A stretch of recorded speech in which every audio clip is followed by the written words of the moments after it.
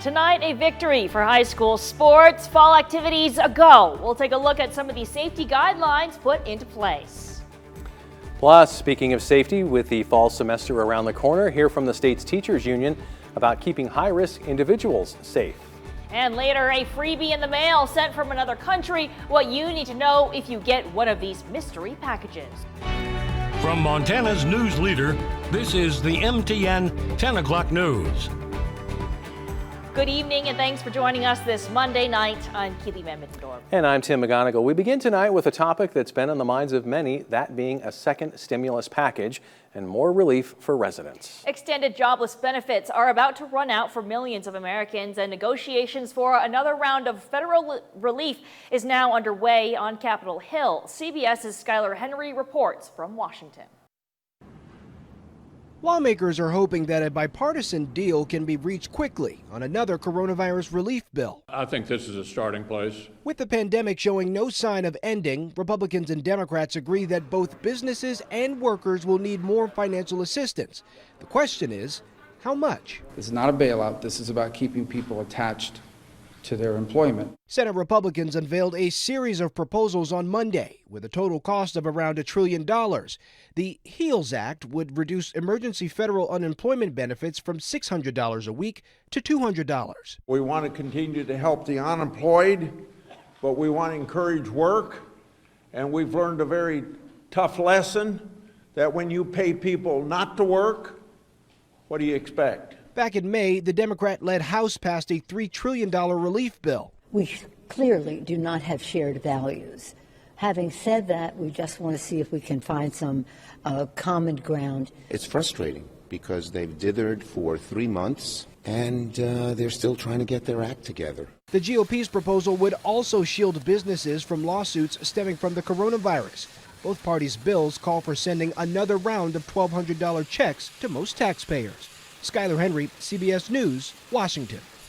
And Congress previously allocated $3 trillion in coronavirus spending. Many of the programs it funded have already run out of money.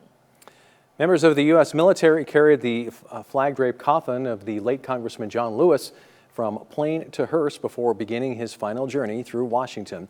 Lewis passed away at the age of 80 from pancreatic cancer. The motorcade carrying his body passed the Lincoln Memorial, where Lewis was the youngest speaker at the 1963 March on Washington. Amazing Grace played as a crowd gathered around the hearse on Black Lives Matter Plaza. The mayor of Washington, D.C., Muriel Bowser, was also there to greet the Lewis family near where Lewis himself stood just 1 month before his death. Lewis will lie in state at the Capitol until Tuesday night. He served in Washington for more than 3 decades, and colleagues called him the conscience of the Congress. In news here at home, big news for parents and players of high school sports today. The Montana High School Association released guidelines to return to fall activities this morning. The governing body of Montana High School sports announced a 5-tier plan. The number of fans will be determined by each school. Officials say the guidelines will lead to a successful athletic year for Montana's schools and athletes. Tier 1, we're starting. We have all these restrictions and requirements and considerations in place. But let's say we have an interruption. Then we can look at Tier 2 where we're going to cancel non-conference games. If we have a longer interruption, then we can look at Tier 3 where we cancel all non-conference games and shorten the conference schedules. Tier 4 would be even a longer, maybe we start and play for quite a while and then get a real long interruption.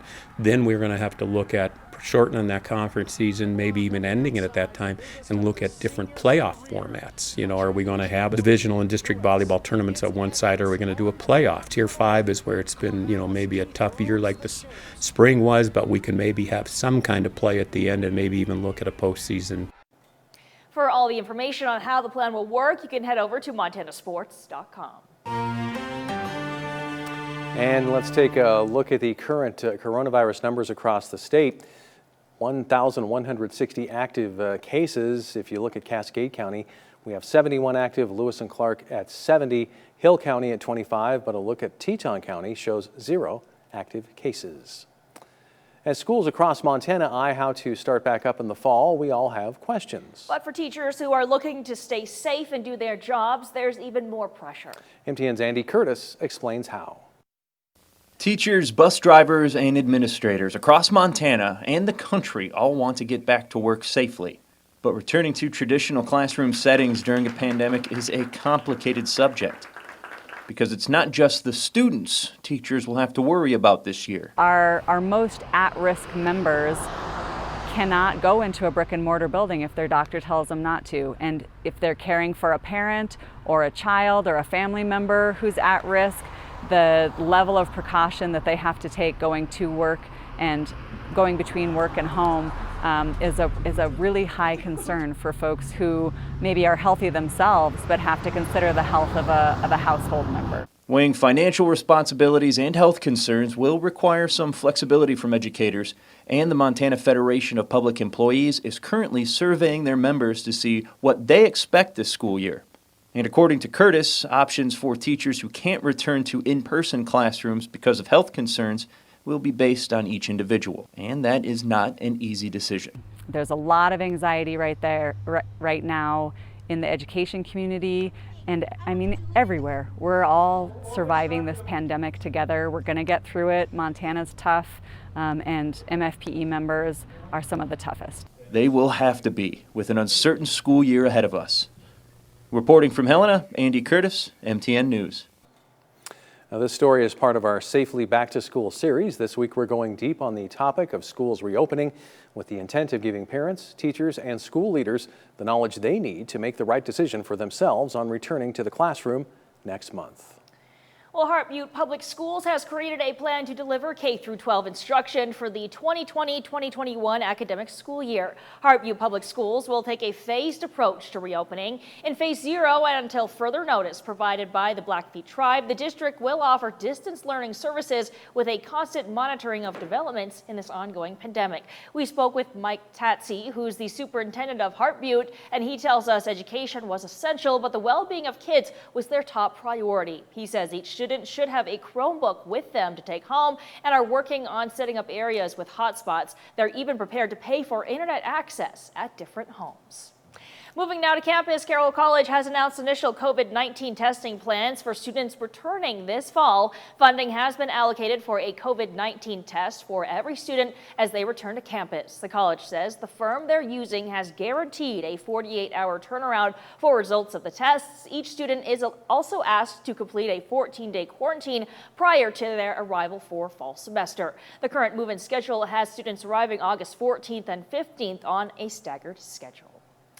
Moving now to weather, temperatures will stay in the 90s for many of us this week. Our Storm Tracker weather team is here to tell us more. Grant Garland joins us now, and Grant, definitely a warm week ahead.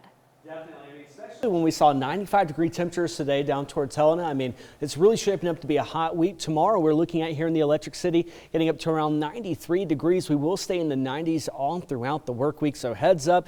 Drink plenty of water and stay in the air conditioning as much as possible. Taking a look across Montana, Hayes 71 degrees and Helena 80, down towards Fort Benton 75 and Cut Bank 72.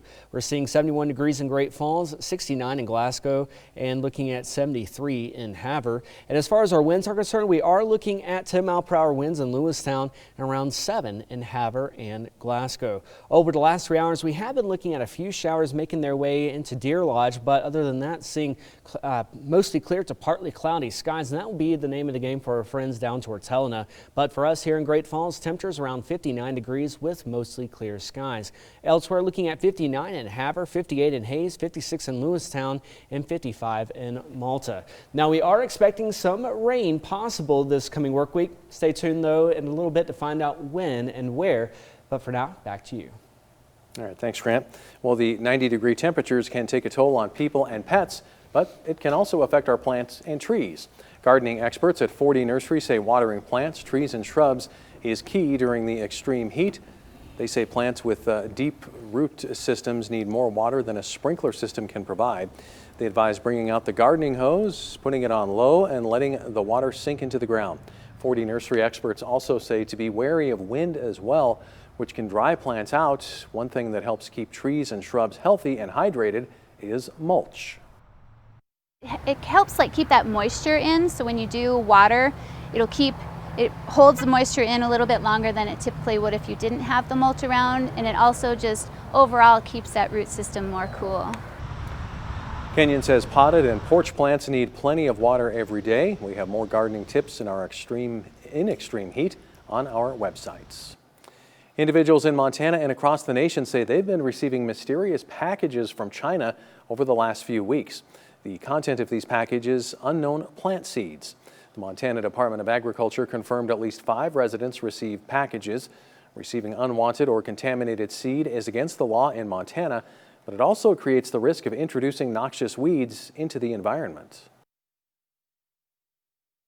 A risk to agriculture, to horticultural plants and native species, because we don't know anything about those seeds. They could have unknown plant pathogens, they could have unknown viruses, and so we definitely wouldn't want to plant any of those seeds in the ground, and we wouldn't really want to even throw those seeds away. So we wouldn't want them to end up in a landfill and grow somewhere in Montana. If you received a package or of seed, you're encouraged to contact the Montana Department of Agriculture, and you should report any unsolicited seeds received in the mail by contacting the department. That number is on your screen. Well, the Montana Department of Justice has received reports of a wide variety of scams trying to exploit people during the pandemic. Scammers have tried to price gouge COVID-19 supplies like face masks and hand sanitizer. Montanans have also reported receiving calls from individuals impersonating COVID-19 contact tracers. Those re-entering the job force should also be careful and ensure the website they're submitting their applications to are legitimate. The Better Business Bureau says employment scams have been some of the riskiest scams in recent years, especially for individuals who are already struggling after losing their job to COVID. According to our data, nearly 75% of the people who were caught in an employment scam already did not have the money to cover their bills. Additionally, 53% of the people that we talked to said that they were looking for a job because they didn't have one. Job seekers should seek out the job's website on their own. Never follow a link. Local job service offices can also assist individuals in finding work with a credible employer. After the Black Lives Matter forum in Great Falls this weekend, the Great Falls Police Department addressed some concerns surrounding traffic stop data in the city. The department typically does not publish their year-end reports online, but will be changing soon. GFPD Public Information Officer Doug Otto told MTN that those reports should be available online by the end of this week. Data will go back at least the last 2 to 3 years and possibly as far back as 2014. They're also evaluating how they collect data to make sure that these reports are accurate. It does look like there's a racial disparity that's in this. And in reality, we realize that we have to do a better job and finding better sources that are going to show more accurate numbers, particularly for the Native American population within Great Falls. So that's something we are reevaluating and looking at again to make sure that we're getting the correct numbers to balance this out. GFPD also mentioned the possibility of a public forum in the future, although it's not clear how that would be structured. If you have questions or comments regarding the soon-to-be public data, they encourage you to call their non-emergency number. Well, coming up next, a portion of a popular walking trail is now closed for construction. Details on the project here in Great Falls, just ahead.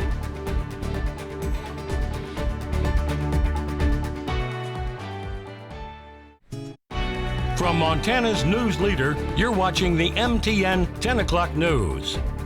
And welcome back. Well, beginning today, a part of the River's Edge Trail will be temporarily closed for construction. The section is located between the Black Eagle Dam and Giant Springs Road on the south side of the Missouri River. The city had tried some temporary repairs after a 2019 landslide on the trail. The construction should restore the trail embankment and surface back to its original condition and help prevent future landslides.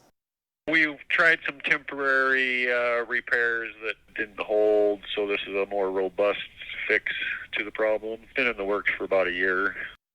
And the construction is expected to take up to 45 days. The Back Alley Pub announced on Facebook that they will not reopen due to the coronavirus pandemic. Pub manager Mike Chassie posted this statement to Facebook. He told MTN News that the owner's decision to close the pub was due in part to concerns about being able to keep patrons safe if they had reopened. He was worried about insurance and potential lawsuits if somebody caught it at the bar because the place is so small. So it would have been tough for us to reopen for sure with the size of the place, and to socially distance people and all of that stuff would have been pretty tough.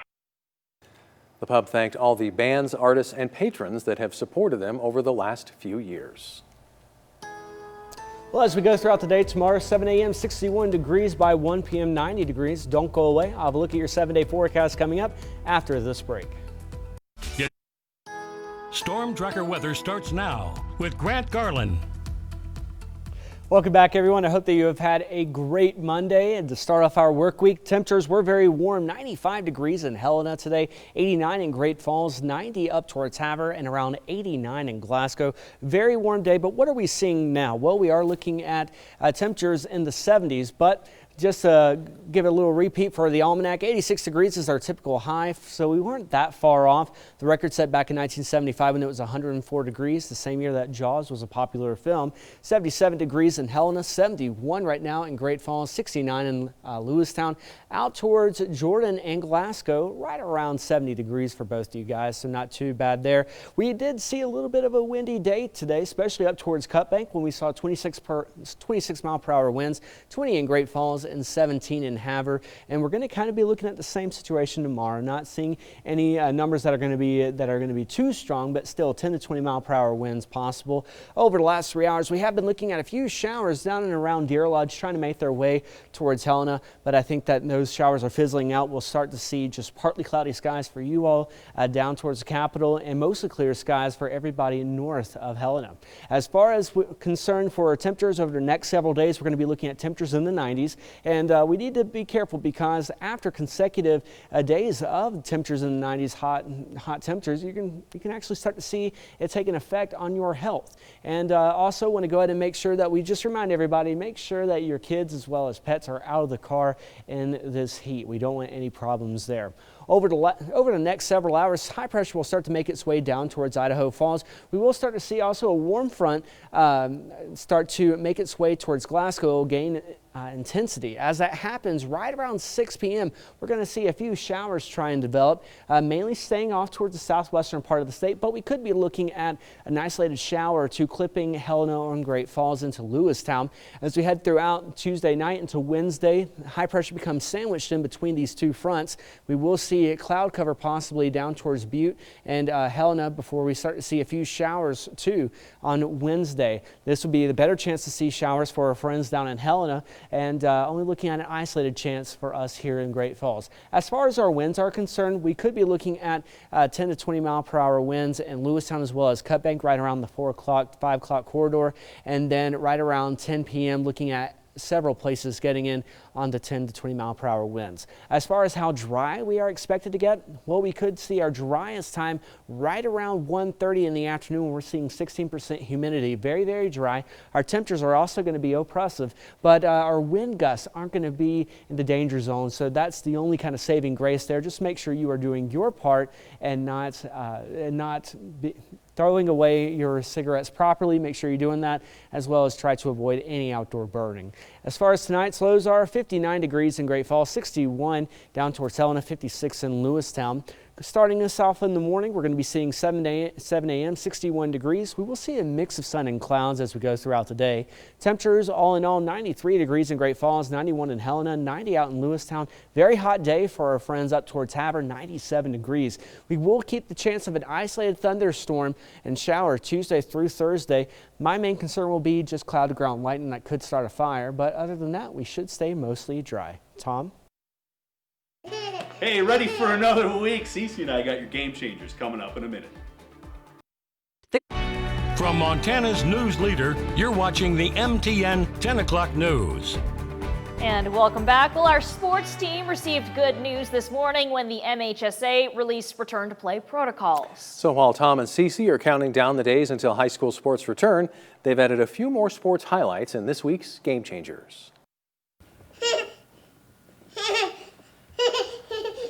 Hey everybody, we're thrilled about the news that high school sports might be moving forward in the state of Montana. We got Friday nights upcoming. Cece and I are so thrilled we found some of our favorite moments, and we're going to put them together for you in our top 5 moments of the week.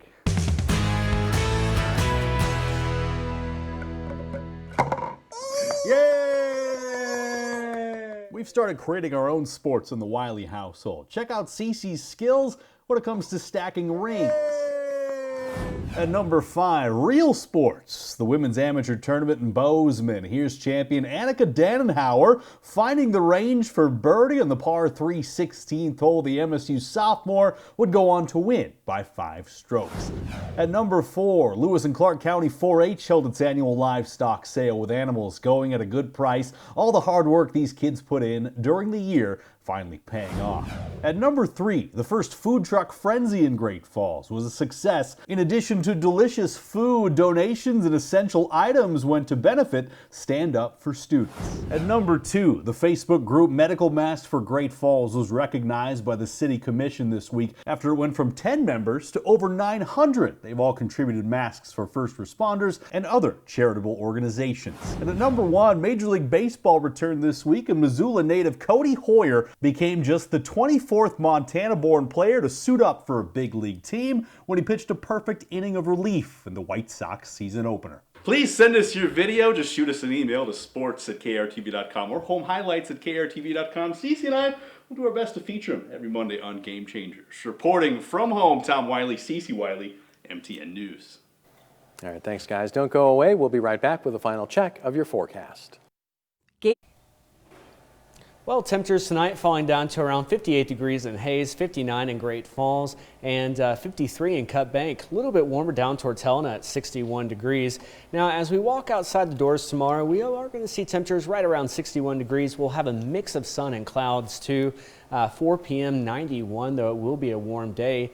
All in all, 97 in Havre. Ouch, that's going to hurt. 93 in Glasgow, 98 in Jordan, and 93 in Great Falls. As we head throughout the next several days, we will see an isolated chance for a shower or two, with the main concern being cloud-to-ground lightning that could start a fire or two. Hopefully, though, we'll just have the cool breeze with a little bit of rain to help us with our moisture content, and then we'll start drying back out this weekend. Thanks, Grant. Well, last week, mask maker Linda Brambley won over Montana with her homemade masks and wholesome heart after hearing that she'd been giving away masks to those who couldn't afford their own. Days after our viewers heard her story, supporters across the state reached out to give her something in return. And after hearing that, her sewing machine broke and she was still making masks by hand. Locals stepped up to give her a hand. 4 people offered her sewing machines, and another set up a GoFundMe, raising $625 so Brambley could purchase one of her own. Brambley has been using one viewer's sewing machine. She plans to use her funds to purchase another, as well as some supplies. The love of the community touched Brambley's heart and inspired her to continue making masks as long as they're needed. The community has been great. You know, they have really stepped up and helped out when I wasn't expecting it at all. So, you know, that definitely makes you a little teary-eyed. The passionate sewer is currently working to make 2,000 masks, but will keep sewing as long as the community needs her to. What a great story. It's a great act of kindness. Yeah. That's all the time we have tonight at 10. Thanks so much for watching. Good night.